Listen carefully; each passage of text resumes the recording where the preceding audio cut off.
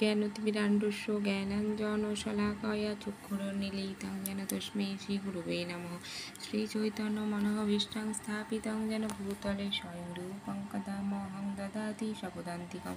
वन्देऽहं श्रीगुरुं श्रीयुतपदकमलं श्रीगुरुं वैष्णवं च श्रीरूपं साग्रजातं सहगणरघुनाथं वितं तं सजीवं साद्वैतं सावधूतं परिजनसहितं कृष्ण चैतन्य देवं श्रीराधा कृष्ण पादान सहगण ललिता श्रीवृषभान्वितं च। हे कृष्ण करुणा सिन्धु दीनबन्धु जगत्पते गोपेश गोपिका कान्त राधा कान्त नमोस्तुते। तप्त काञ्चन गौराङ्गी राधे वृन्दावनेश्वरी वृषभानुसुते देवी प्रणमामि हरिप्रिये। वाञ्छाकल्पतरुभ्यश्च कृपा सिन्धुभ्येव च पतितानां पावनेभ्यो वैष्णवेभ्यो नमो नमः। जय श्री कृष्ण चैतन्य प्रभु नित्यानंद श्री अद्वैत गदाधर शिवासादि गौर भक्तवृंद।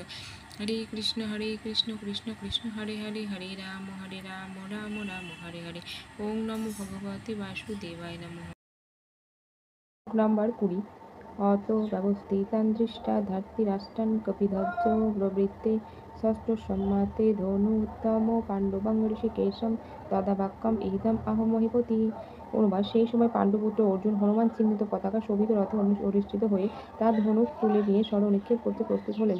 হে মহারাজ, ধৃতরাষ্ট্রের পুত্রদের সমরসজ্জায় বিন্যস্ত দেখে অর্জুন তখন শ্রীকৃষ্ণকে এই কথাগুলি বললেন।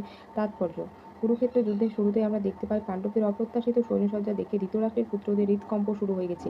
পরমেশ্বর ভগবান শ্রীকৃষ্ণ স্বয়ং কুরুক্ষেত্রের যুদ্ধে উপস্থিত থেকে পাণ্ডবদের পরিচালিত করেছিলেন, তাই কৌরবদের এই হৃৎকম্প হওয়াটা স্বাভাবিক।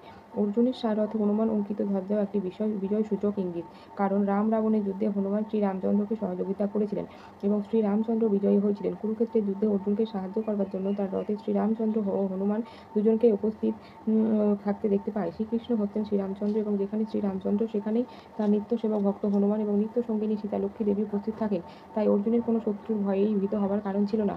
আর সবচেয়ে বড় কথা হচ্ছে যে সমস্ত ইন্দ্রিয়ের অধীশ্বর ভগবান শ্রীকৃষ্ণ তাকে পরিচালিত করবার জন্য স্বয়ং উপস্থিত ছিলেন।